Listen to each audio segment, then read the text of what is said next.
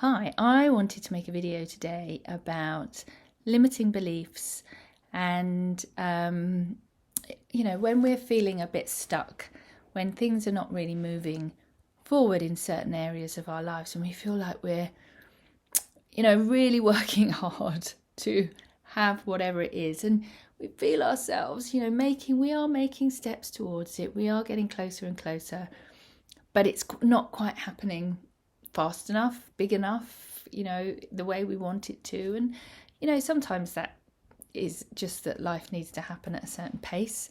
Sometimes the things we want are not actually what are the best for us. So we might end up in a slightly different direction. Sometimes we just get impatient and we want things too fast, but sometimes it's good for us to learn the lessons and go a little bit more slowly. We have to unravel some stuff that's happened in our past. The key thing I think about this is, though, that, when you're in alignment with your path, with your goal, with, what you want, then it tends to happen and you feel it happening. It might not happen exactly the way you want it to happen. It might happen better, or it just might happen a bit different, or it might take you a little bit around here and until you get to your desired destination. But being in alignment is really, to me, it means, I really believe that I can have this. And then being open to how it happens, because we can't control anything really. But it could be that, I want to start a new business. Well, there's a whole bunch of things I need to do. In order to do that, I need to learn how to, run a business. I need to learn all the financial stuff, all those kind of things. And they're sort of actions you can take to get you on that path. And that's all really good practical stuff.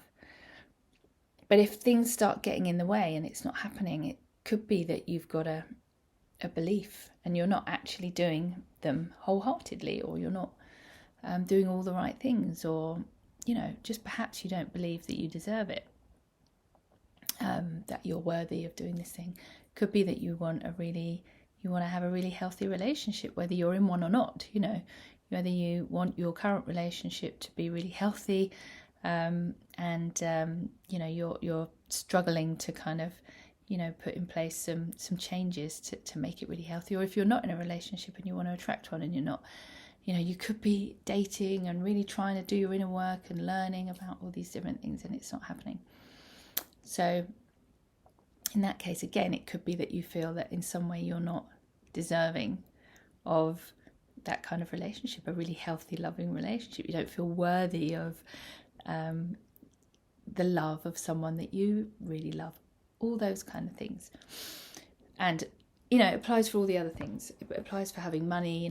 Often, there used to be a lot of stigma around having money, and it used to be, oh, look at them, that person with all that money, they're so greedy, or isn't that really distasteful and vulgar? And you can do a lot of good if you have a lot of money. Why shouldn't you have money?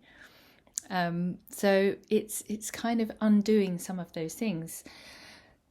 So of course we have to kind of, it's helpful to go back to those things, try and work out those times or certain things in our lives, where we may have heard these things, or things may have been said to us, or we may have been criticised for doing something that might have made us feel that we're not enough. Marissa Peer talks a lot about I am enough in her rapid transformation therapy, which can be really helpful if you're into hypnotherapy. You can also do it through meditation, deep inner work. Breath work is great for clarity, and do it through lots of different things. I'm not necessarily going to get it all in one go. I've been at a festival or a few festivals recently, and going to gong ceremonies and sound baths, and when the sounds really reverberate through you, you feel things opening and shifting, and you can also, if you kind of hold that question, you can get that clarity. So there's lots of different ways you can do it. Just sitting with the breath, some sort of vipassana meditation is also great. You can go on 10-day retreats, silent retreats, which I'm actually quite curious about doing.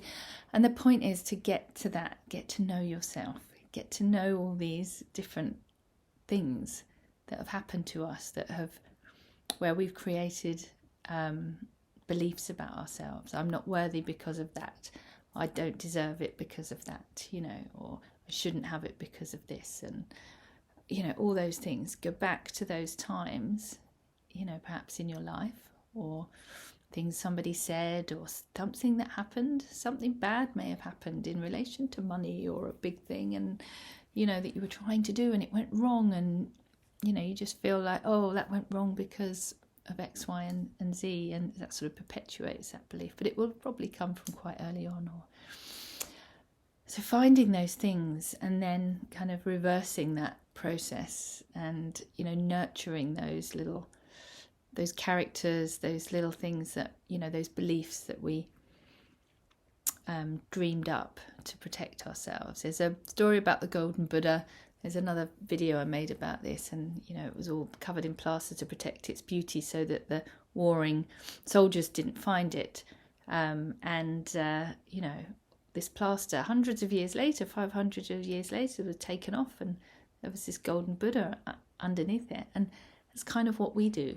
We kind of have this Golden Buddha, this all-knowing higher self, inner divine inside of us that really does know what we should be doing and really helps us to show up, and can help us to do anything we really want, but we've kind of put all this stuff on top of us that's happened throughout our lives, through experiences and things that have happened, or perhaps our caregivers weren't able to give us what we needed when we were small, or they were facing their own battles, and some of that stuff got onto us somehow. So go deep, go inside, find out all these little things, get curious about it, be with it. Some of it's quite difficult, so I'm not, making light of it too much. There are kind of playful, lighter ways to deal with it. Watch my Cheeky Monkey video if you haven't watched it. That might help. And yeah, be with some of this stuff, and then we can nurture it and reparent ourselves, and you can turn it round. So you do deserve it. You are worthy. You might just be a bit stuck. So yeah, I don't know. Have a look inside. Try and identify when it may have started, and then you can try and talk to that little inner character, and feel into it, and kind of try and turn it around, shift that belief, because that's really all it is. It's a limiting belief, and it feels real, but it's not true. So anyway, give it a go and let me know how you get on.